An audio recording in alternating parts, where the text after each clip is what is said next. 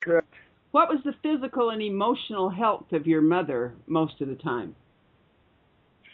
It was bad.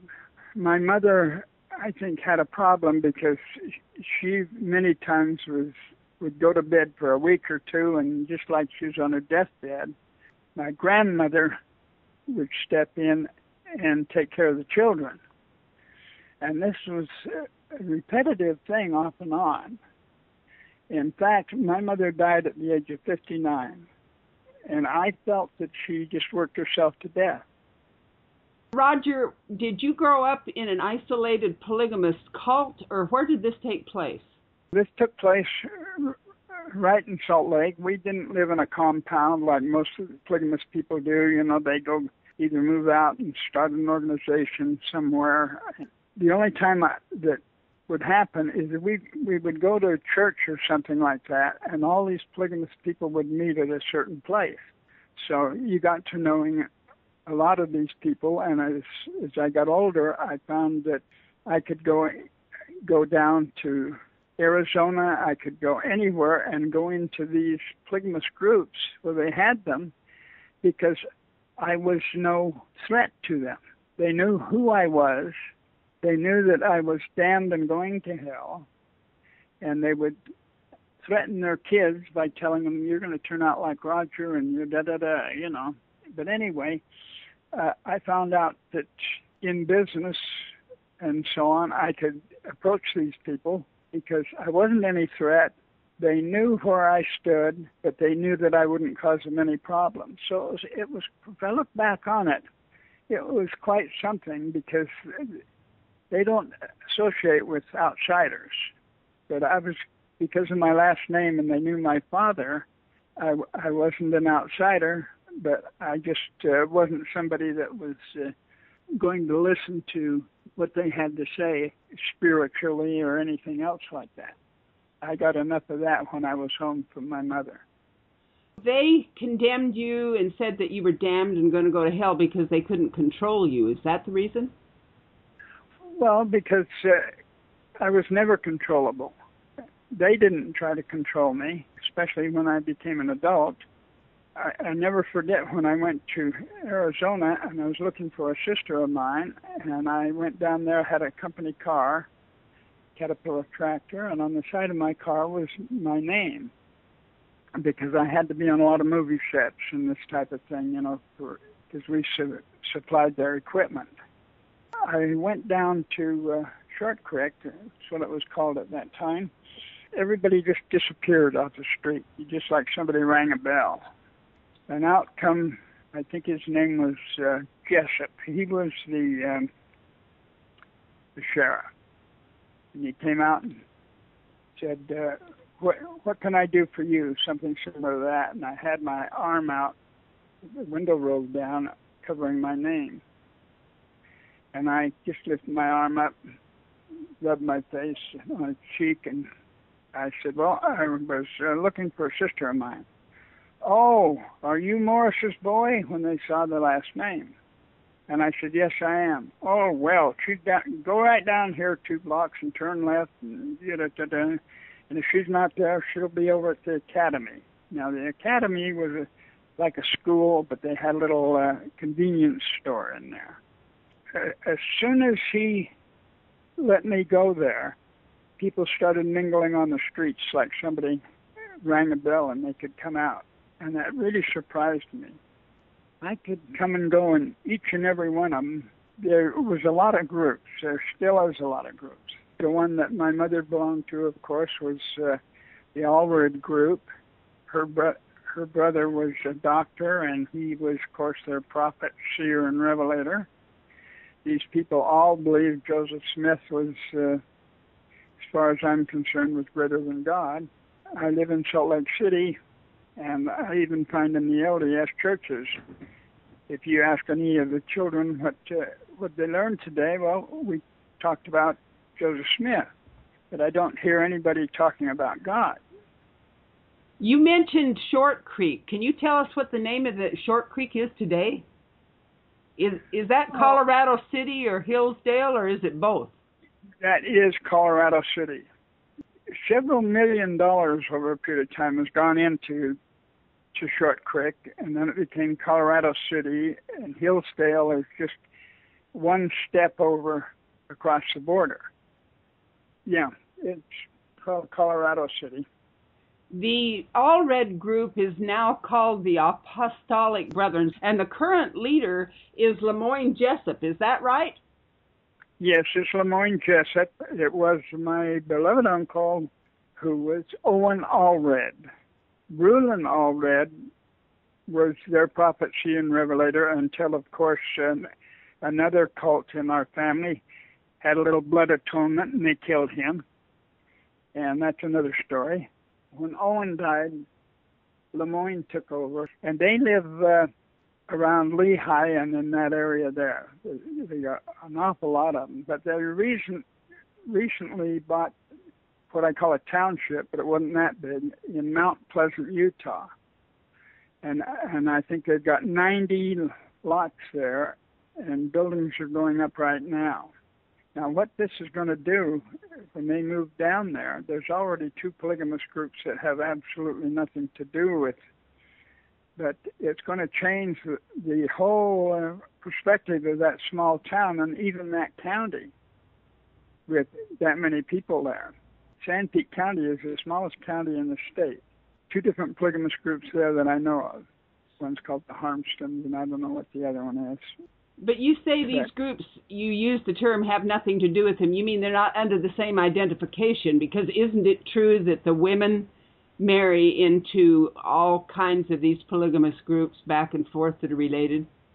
Isn't it true that you have sisters and half-sisters that are in the Mexico group, the LeBaron group, that you have the sisters that are in the Montana group, in All Red group, and isn't it true that you have half-sisters in the group down in Short Creek that was run by Warren Jeffs?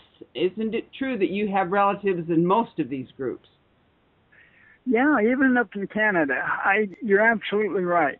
What I should have said is I have none that are with the Harmston group or with the other group that's over there in Sanpete County. That you know of? That I know of, yeah. Well, that's a good point. But see, they one of these leaders claims he's a reincarnation of Joseph Smith, and it gets a little wild. And so I don't think those groups, the 2 groups down there, are they're just not on the right list, I think, with the rest of them. Well, of course, they're all competitive. That's what makes the rival cult. Oh, yeah, yeah.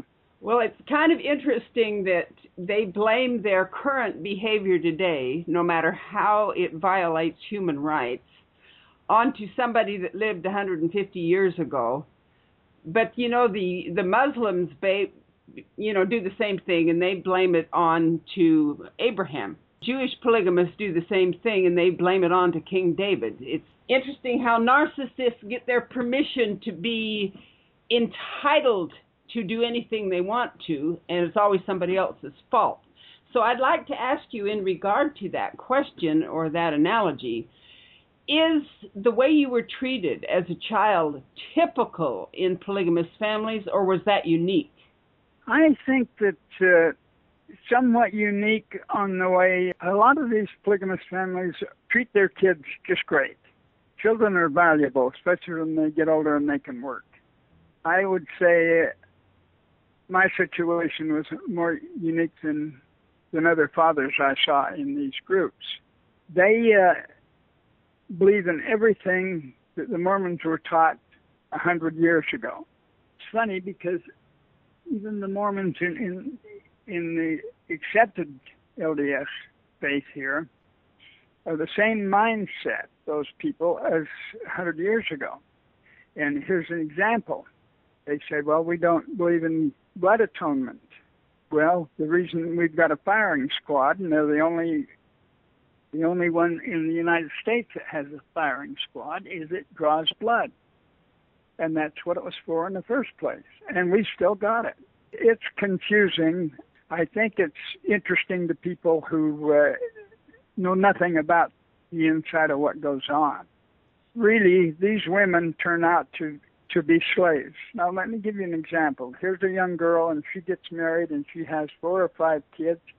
And one day she looks at it and says, my God, I don't want to live like this. I can't take it. I don't really have a husband. He's sharing himself with all these other women. And there's no man that can take care of all those women and give them the things in life that they deserve, let alone proper sex life or anything like that. What are these young people going to do? They've got no education. They can't go. And they're all threatened with having their children taken away from them if they leave. And nobody wants to talk about this. I see on the TV and everything when these people that are getting paid for doing it, big love and all this sort of thing, it's all a bunch of baloney. They're showing the best possible side of the way it's supposed to be. But if anybody says, well, what happens if you leave your husband and get them to talk, which they won't get them to talk. Let me give you an example. When all these people were arrested in Texas, you saw these people on television and everything, and they walked around like zombies. And that's because virtually they were. They were been instructed all their life from the time they got out of the cradle of what to answer to people and what not to. The rest of the world is an enemy. They'll tell these people only what they've been taught to tell them, or they're violating a lot of covenants. Anyway, I guess this is something you could talk about for several hours, but it depends on what avenue you want to talk about. I know this. It's a good avenue because when you say in the polygamous families, most of them treated their children well, if they never had a relationship with their children, if they never had an emotional relationship, what I'm getting at is, do they all use corporal punishment? Maybe you got more than most kids, but do they all use corporal punishment? Do they spend time with their kids? What psychological and emotional needs that are met with all those children? How can that be? Well, it can't be. I've seen people who try real hard to do that. They put themselves out to take their young boys to a gun show or something like this. I've seen that. Those things never happened with me. It depends entirely on their father of what they're willing to do and how much they're willing to go out of their way. When you stop and think about it, it's bad enough in this day and age to take care of a family with a half a dozen kids and see that they get their schooling, so you can see what these men are up against. But it's the women and children that suffer, absolutely suffer. They teach the boys the same thing. Now, here what they had out of Short Creek down there, Colorado City, is Jess and those people, as these boys matured, they were taught construction and things like that. And then they had to spend a couple of years on a work mission. That means they go work for somebody for free, and it's usually somebody high up in the church or something like that. And they have to go work for free. Now, if they happen to take a shine to a young lady or anything, they can be enticed with, well, we may give you permission to marry her. But I've seen more than one case where these young boys, they said, well, you haven't been good enough. You've got to spend 2 more years on a work mission. And so a lot of them were disappointed and so on, but in things that happened. But that work mission was really another form of slavery as far as I'm concerned.